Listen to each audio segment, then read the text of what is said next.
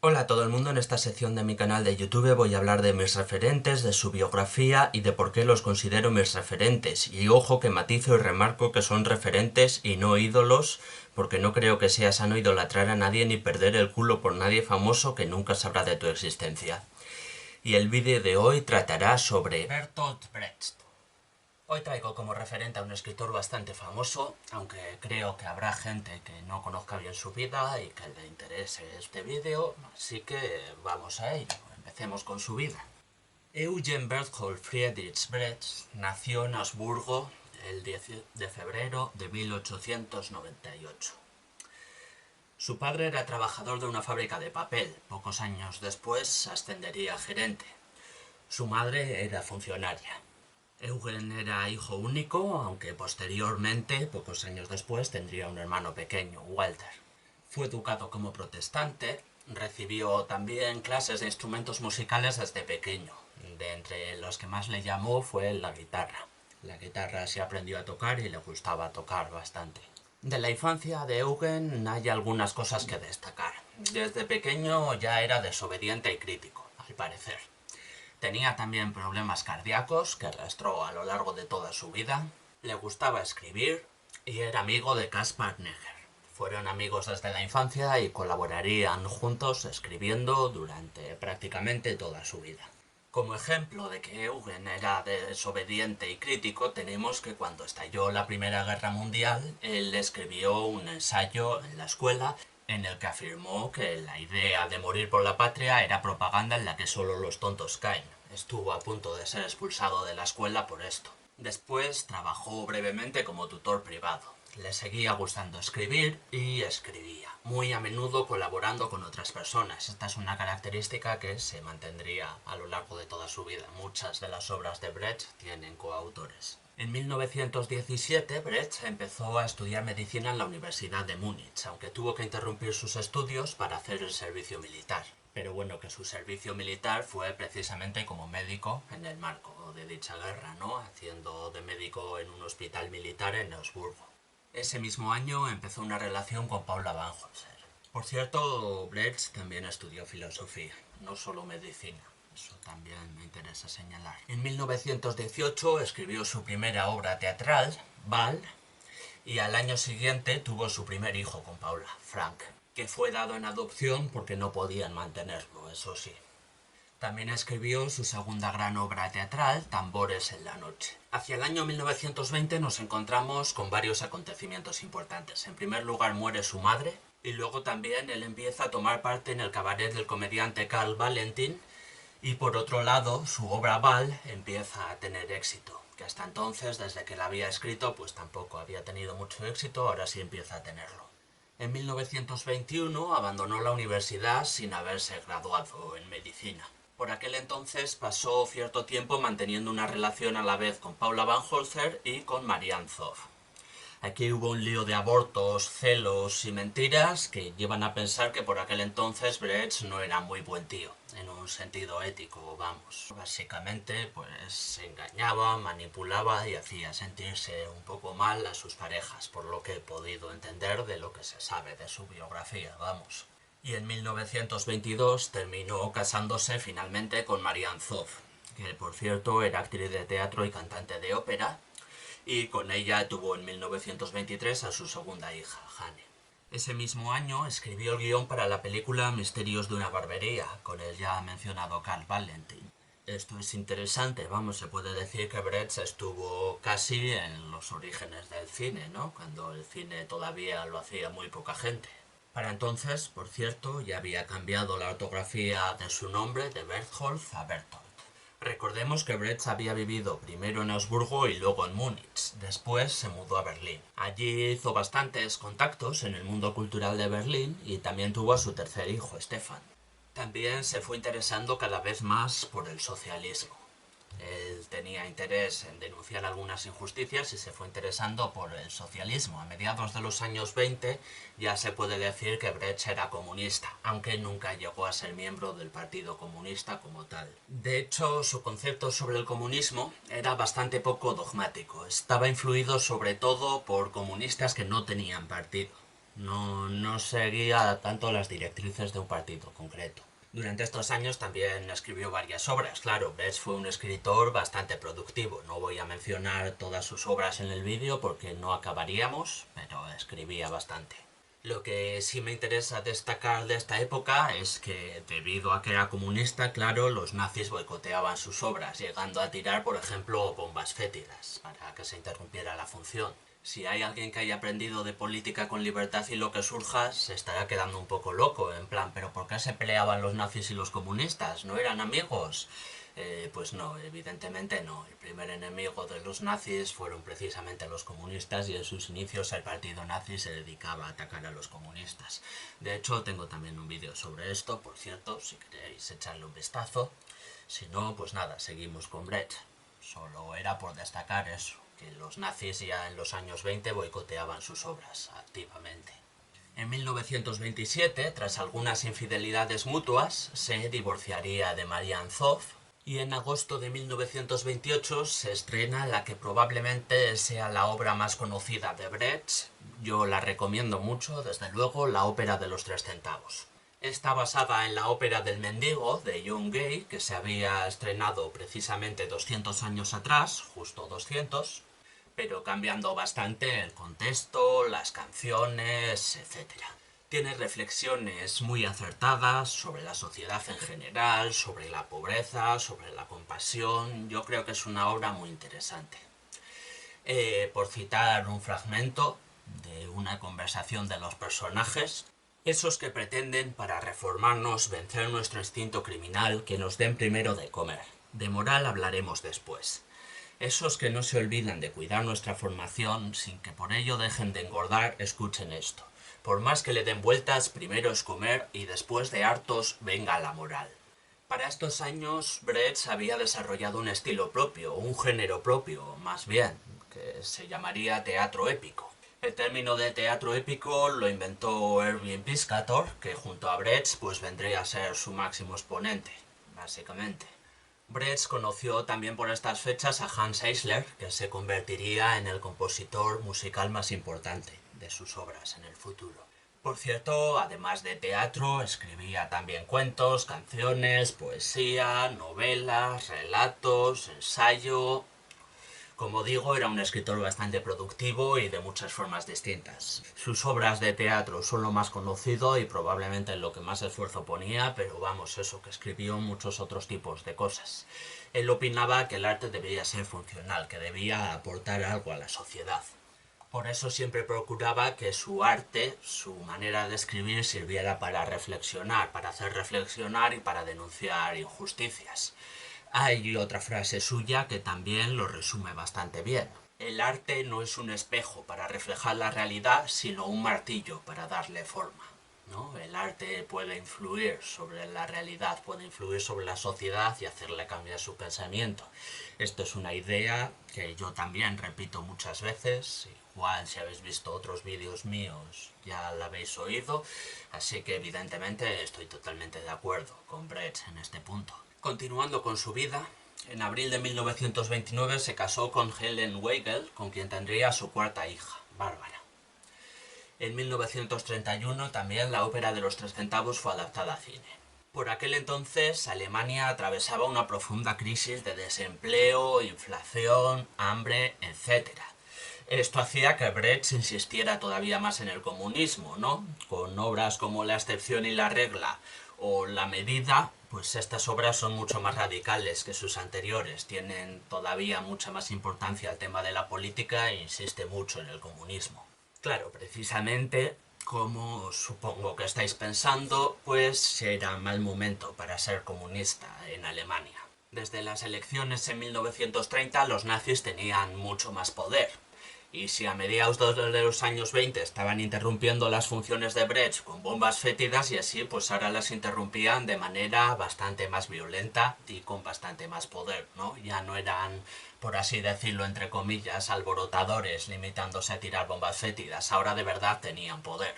Ya a principios de 1933 Hitler fue nombrado canciller. Y poco después de eso la policía interrumpió una representación teatral de La medida y los organizadores fueron acusados de alta traición. Entonces, ya el 28 de febrero de aquel año, Brecht se escapó de Alemania, justo un día después del incendio del Reichstag. Poco después de eso entró en la lista de autores prohibidos y sus libros empezaron a quemarse en la Alemania nazi. O sea, parece que escapó bastante justito. Si se hubiera quedado solo unas pocas semanas más, probablemente habrían terminado arrestándole. Durante los siguientes años, Brecht vivió en muchas ciudades distintas de Europa, así que bueno, ni siquiera voy a nombrarlas todas, voy a tratar de destacar las más importantes, en las que más tiempo pasó, vamos.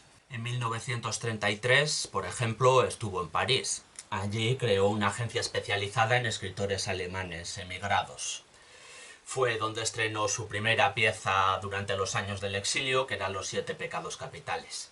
La agencia tenía como objetivo brindar oportunidades a autores alemanes, pero bueno, sobre todo parece que la principal motivación de Brecht para fundar esa agencia pues había sido dar oportunidades a Margaret Steffin, que era coautora suya y también amante, de paso.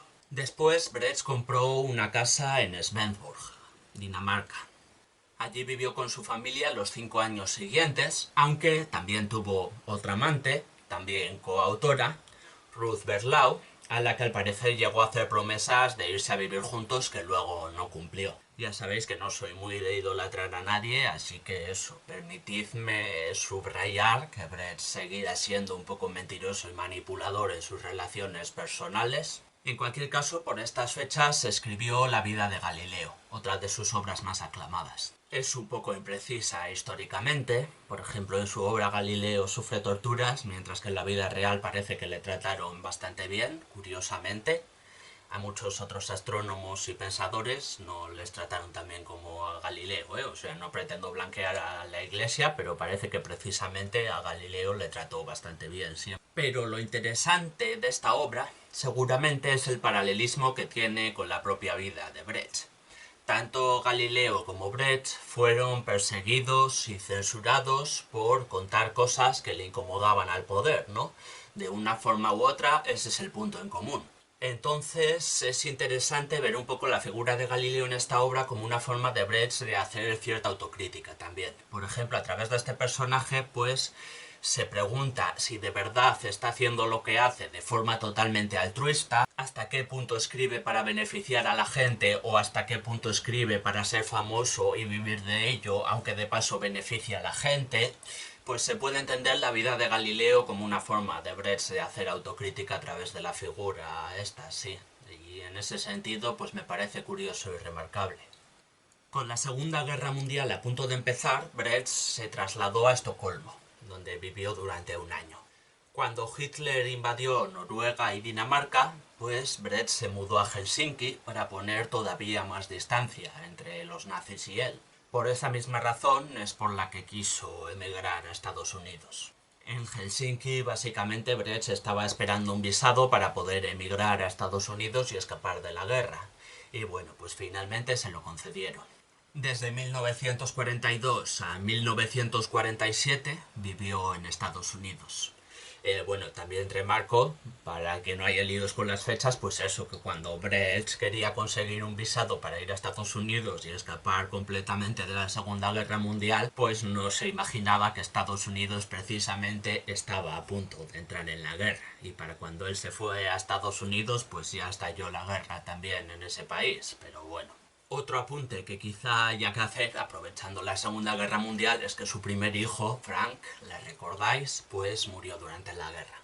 Era bastante menos comunista que el padre y bueno, murió luchando por los alemanes contra los soviéticos. Murió en el frente. Volviendo a Brecht, pues por supuesto fue incluido en la lista negra que se estaba haciendo en el contexto de la caza de brujas, ¿no? De perseguir a comunistas en Estados Unidos. En 1947 tuvo que declarar ante el Comité de Actividades Antiamericanas. Los siguientes a declarar después de Brecht eran los famosos 10 de Hollywood. Un caso también bastante famoso. Bueno, hace unos años se estrenó la película Trambo contando nuevamente estos hechos. Es una peli recomendable y es posible que la hayáis visto, así que bueno, el caso de los 10 de Hollywood es bastante conocido, ¿no? Y el caso es que los 10 de Hollywood se sabía que iban a negarse a declarar a modo de protesta contra el Comité de Actividades Antiamericanas y contra la persecución ideológica que supuso la caza de brujas. Entonces, el hecho de que Brett fuera a declarar y los 10 de Hollywood no, pues hizo que recibiera unas cuantas críticas, pues como de que era blando o de cobardía, ¿no? En el sentido de que Brett si iba a declarar, no iba a protestar, y por tanto pues iba a dejar un poco, digamos, con el culo al aire a los 10 de Hollywood, que sí se iban a sacrificar y se iban a poner en peligro de ir a la cárcel como forma de protesta contra una persecución injusta, mientras que Brett no, Brett iba a pasar por el aro. Pues en ese sentido recibió algunas críticas, sí. En todo caso, Brett libró de la cárcel, sobre todo porque, como he dicho antes, recordad, nunca llegó a militar en el Partido Comunista. Él era comunista, pero nunca fue miembro oficialmente de ningún partido comunista, que era la pregunta que hacía el Comité de Actividades Antiamericanas, si alguna vez había estado asociado con el Partido Comunista y tal, y Brett no tuvo que mentir en ese aspecto. La verdad es que no, nunca había sido miembro del Partido Comunista. Así que se libró de la cárcel y se libró de las peores consecuencias de la caza de brujas. Pero eso sí, sí que tuvo que abandonar Estados Unidos. Y por cierto, se le prohibió también la entrada en Alemania Occidental. Brett vivió en Zúrich durante un año porque Suiza fue el único país en el que consiguió un permiso de residencia en aquel momento en concreto. Allí escribió Madre Coraje y sus hijos, que es otra de sus obras más conocidas, y en 1949 ya se mudó a Berlín Este, donde viviría el resto de su vida. Allí fundó una nueva compañía de teatro, volvería a trabajar con Caspar Neger, no sé si le recordáis, el que he dicho que era su amigo de la infancia, y por supuesto también con su esposa, Helen Weigel, que era la que se ocupaba de la administración del teatro. En ese sentido, en un sentido administrativo, pues Weigel tenía más importancia que Brett, la verdad. Él escribía y dirigía, pero ella administraba prácticamente todo. Durante esta época, Brett tuvo una nueva amante, Catherine Rachel, actriz de una de sus obras y, por cierto, bastante más joven que él. Eso sí, también hay que mencionar esto, Brett tenía nacionalidad austríaca y tramitaba el copyright de sus obras con una compañía suiza. Por decirlo claro, Brett en el estándar de Berlín Este era básicamente rico y llevaba una forma de vida en la que la mayoría de ciudadanos no podía aspirar. Tenía cochazo y todo. ¿Se le puede tachar de hipócrita por esto? Pues yo creo que sí. Me parece una crítica justa, la verdad. No es que contradiga la mayoría de modelos de comunismo, porque está ganando dinero con su trabajo intelectual, no está ganando dinero por poseer unos medios de producción, sino por su trabajo intelectual. Pero bueno, yo creo que en cuanto a sus principios y en cuanto a la forma en la que se desarrolló el socialismo en Berlín Este, que no fue un ejemplo muy idílico precisamente, pues sí creo que se le puede considerar un poco hipócrita. Sí, en ese sentido esta me parece una crítica justa hacia Brecht, así que también voy a subrayarla, sí. Brecht estaba, de hecho, mayormente del lado del poder del sistema soviético. Por ejemplo, inicialmente, en la huelga de la construcción que tuvo lugar en 1953, que desembocó en disturbios y tal, pues inicialmente apoyó la represión contra los huelguistas, de hecho. Posteriormente se descubriría que había cambiado de opinión y había escrito un poema criticando al gobierno, pero claro, eso fue posteriormente. En su momento se aprobó la represión contra los huelguistas. Y en 1954 recibió el premio Stalin de la Paz. Vamos, se puede decir que en los últimos años de su vida Brecht se acomodó y perdió parte de su espíritu crítico. De hecho, bueno, como veis, si seguís la sección de referentes que no ídolos, pues no está entre mis 15 principales referentes. De no ser por cosas como estas, probablemente podría estarlo. Podría estar entre los 15 primeros, pero siendo este el caso, como digo, habiéndose acomodado y habiendo perdido parte de su espíritu crítico, pues no me parece que merezca estar entre los 15 primeros, aunque sí sigue siendo un referente, porque siguió escribiendo y escribía la hostia de bien, la verdad, y obras con las que denunciaba injusticias, eso no cambió. Voy a poner unos cuantos ejemplos, ya que ya está hecha esta crítica, pues por lo menos que se vea también lo bien que escribía. Uno de mis textos favoritos suyos es Maneras de matar, que dice: hay muchas maneras de matar. Pueden meterte un cuchillo en el vientre, quitarte el pan, no curarte de una enfermedad, meterte en una mala vivienda, empujarte hasta el suicidio, torturarte hasta la muerte por medio del trabajo, llevarte a la guerra, etc. Solo pocas de estas cosas están prohibidas en nuestro estado. Esta me parece una frase interesante sobre la forma en que el sistema establecido, el poder, el Estado, ejerce violencia, a veces un poco indirecta y por eso más aprobable socialmente, entre comillas, mejor vista, contra los ciudadanos, ¿no? Como el Estado asesina a gente, pero claro, como no lo hacen directamente de la primera forma, como no lo hacen clavando un cuchillo en el vientre, bueno, no siempre, porque a veces también, pero como a menudo lo hacen indirectamente, pues está mucho más aprobado socialmente y mucha gente le presta menos atención. Me gusta también su texto bastante contundente sobre el analfabeto político. El peor analfabeto es el analfabeto político. El que no ve, no habla, no participa de los acontecimientos políticos. El que no sabe que el costo de la vida, el precio de la patata, del pescado, la harina, del alquiler o de sus medicamentos dependen de las decisiones políticas. El analfabeto político es tan burro que se enorgullece e hincha el pecho diciendo que odia la política. No sabe el imbécil que de su ignorancia nace la prostituta, el menor abandonado, el atracador y el peor de los bandidos, que es el político corrupto y el lacayo de las empresas nacionales y multinacionales. Esto me parece un texto bastante contundente sobre la necesidad de implicar en política y sobre por qué nos debería interesar la política a todo el mundo, ¿no? Al menos hasta cierto punto. Otras frases también relativamente conocidas suyas y que también me gustan son: ¿qué es el robo de un banco en comparación con fundar uno? Está también la de estar contra el fascismo sin estar contra el capitalismo, rebelarse contra la barbarie que nace de la barbarie equivale a reclamar una parte del ternero y oponerse a sacrificarlo. Finalmente me gusta también su frase: no hay nada más parecido a un fascista que un burgués asustado.